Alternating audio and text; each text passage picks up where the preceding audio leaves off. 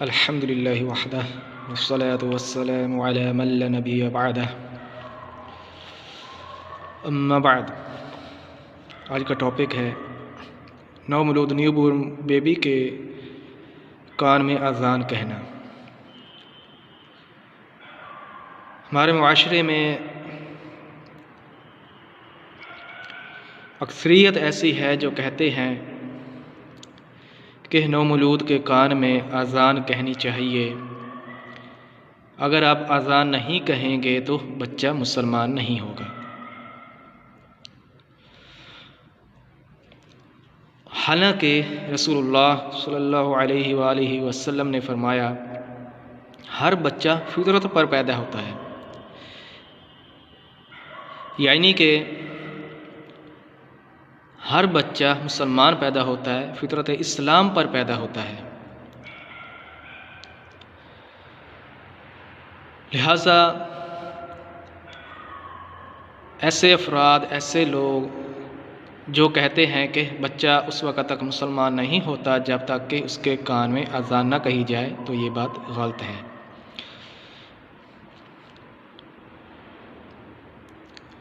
آگے میں وضاحت کرتا چلوں کہ نو مولود نیو بورن بیبی جو ہے اس کے کان میں اذان کہنے کے بارے میں اور اقامت کہنے کے بارے میں 3 گروہ ہیں، جن میں سے ایک گروہ ایسا ہے جو کہتا ہے اذان اور اقامت کہنی چاہیے، دوسرا گروہ ایسا ہے جو کہتا ہے صرف اذان کہنی چاہیے، اور تیسرا گروہ ایسا ہے جو کہتا ہے نہ اذان کہنی چاہیے اور نہ ہی اقامت کہنی چاہیے۔ تو ہم جب تحقیق کرتے ہیں، جب جانچ پڑتال کرتے ہیں، جب دلائل کو دیکھتے ہیں، تو ہمیں یہ ملتا ہے کہ جو کہتے ہیں کہ صرف اذان کہنی چاہیے، تو وہ دلیل پیش کرتے ہیں سنن ترمذی حدیث نمبر 1514، سنن ابی داؤد حدیث نمبر 5105۔ کہتے ہیں کہ یہ دلیل ہے اذان کہنے کی، حالانکہ اس روایت میں ایک راوی ہے عاصم بن عبید اللہ۔ اس راوی کو امام بخاری رحمہ اللہ نے منکر الحدیث قرار دیا ہے، بلکہ جمہور محدثین نے اس راوی کو عاصم بن عبید اللہ کو ضعیف قرار دیا ہے، جیسا کہ امام نووی رحمہ اللہ، امام عینی رحمہ اللہ، امام حسمی رحمہ اللہ وغیرہ ہم نے اس کا اقرار کیا ہے اور وضاحتاً انہوں نے فرما دیا ہے۔ تو بعض الناس کا اس روایت کو حسن کہنا غلط ہے، کیونکہ یہ روایت سندن ضعیف ہی ہے۔ بعض میرے بھائی ایسے ہیں جو کہتے ہیں علامہ البانی رحمہ اللہ نے اس کو حسن لغیرہ ہی کہا ہے۔ دیکھیں حسن لغیرہ ہی کیا ہے؟ ضعیف پلس ضعیف ایکول حسن لغیرہ ہی۔ یہ اصول آپ نے کہاں سے لیا ہے؟ یعنی کہ جھوٹ پلس جھوٹ ایکول سچ، حالانکہ یہ بات غلط ہے۔ جھوٹ 1 کروڑ بھی مل جائے تو جھوٹ ہی رہتے ہیں، اسی طرح 1 کروڑ بھی ضعیف روایات مل جائیں تو وہ ضعیف ہی رہیں گی جب تک کہ ان کے مطابق شواہد وغیرہ نہ ملیں۔ اب اس روایت کے جو شواہد پیش کیے جاتے ہیں، اب اس کا بھی ہم تجزیہ کر لیتے ہیں، تحقیق کر لیتے ہیں، تو اس میں وہ شعب الایمان وغیرہ میں یہ روایات ملتی ہیں، جن میں ایک ہی روایت میں محمد بن یونس القدیمی، ٹھیک ہے، محمد بن یونس القدیمی یہ راوی کذاب ہے، جھوٹا راوی ہے، اور دوسری جو روایت پیش کی جاتی ہے اس میں ایک راوی ہے یحییٰ، وہ کذاب راوی ہے، دوسرا راوی مروان، وہ بھی ضعیف راوی ہے، اور تیسرا طلحہ وہ مجہول راوی ہے، اس کے حالات معلوم نہیں ہیں، کون تھا کون نہیں تھا کیا تھا۔ وہ دونوں جو شعب الایمان وغیرہ میں روایات ملتی ہیں، وہ روایات من گھڑت خود ساختہ روایات ہیں۔ یہ تو حیرت والی بات ہے نا، ایک ضعیف روایت ہے، اس کے شواہد جو پیش کیے جا رہے ہیں وہ من گھڑت ہیں۔ دیکھو بھائیو، اپنی ذاتی انا کے لیے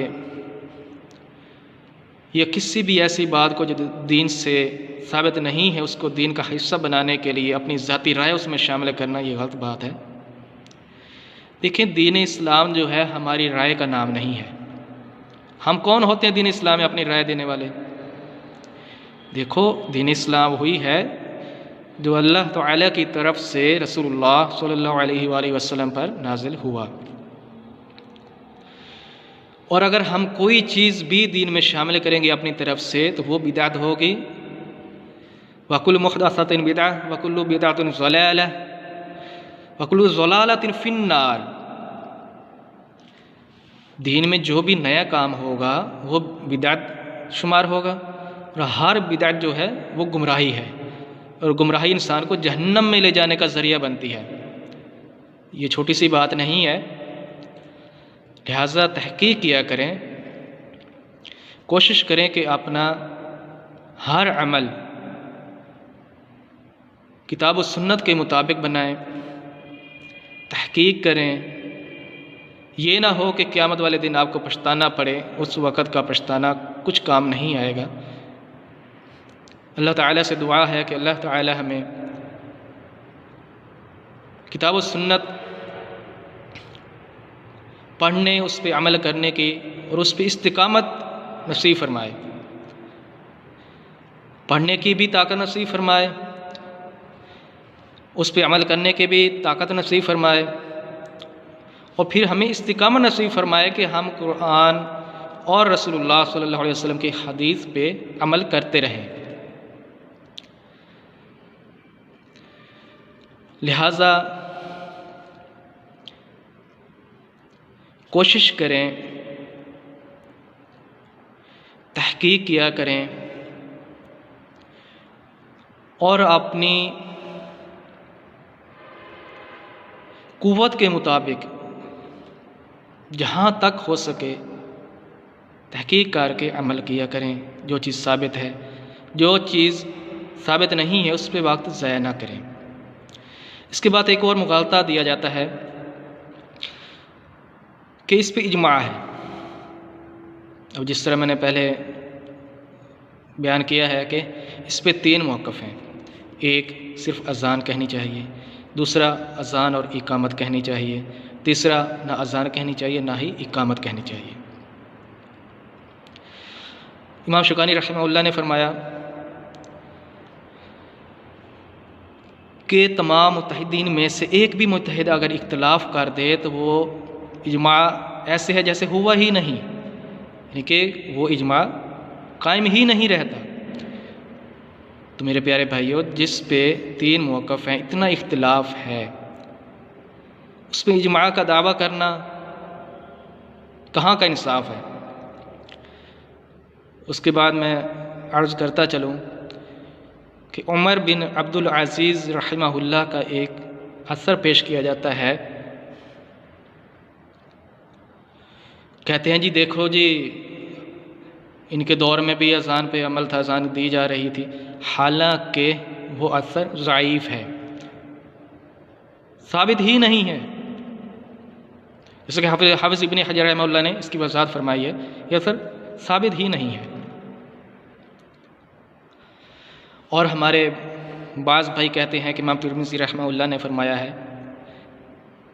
کہ اس پہ امت کا عمل ہے، حالانکہ معتبر جو نسخے ہیں ان میں یہ ملتا ہے کہ عقیقہ کے موضوع پہ دیکھیں نا، فی العقیقہ والعمل فی العقیقہ، حالانکہ وہاں پہ یہ الفاظ ہیں۔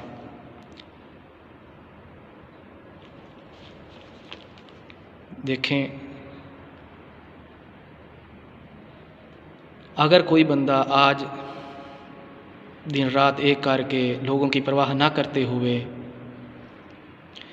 آپ تک حق بیان کر رہا ہے، پہنچا رہا ہے، اگر آپ اس کو سپورٹ نہیں کرتے، نہ کریں، لیکن اس کی مخالفت میں حد بھی کراس نہ کریں۔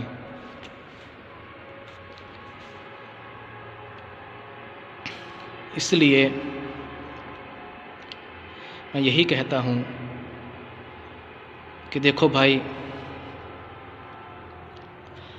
ایک دن ہم نے مرنا ہے، ہم کیا جواب دیں گے اللہ تعالیٰ کو؟ اگر ہم دین اسلام سے محبت نہیں کریں گے، تحقیق نہیں کریں گے، بدعات کو بھی کرتے رہیں گے، پھر بھی کہیں گے ہم اہل سنت ہیں، حالانکہ جو بدعت کرتا ہے اس کا انجام کیا ہوگا صحیح بخاری پڑھ کے دیکھ لیں۔ حوض کوثر سے اس کو پانی بھی نصیب نہیں ہوگا۔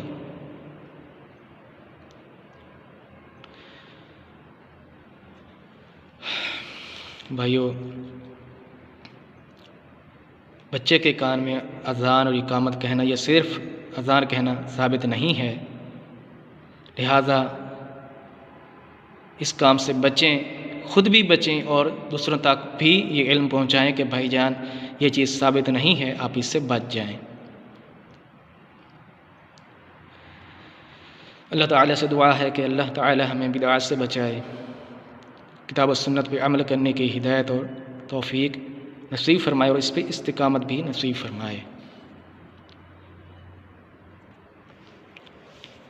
سبحانک اللہم و بحمدک، اشہد ان لا الہ الا انت، استغفرک۔ الحمد للہ وحدہ، والصلاة والسلام علی من لا نبی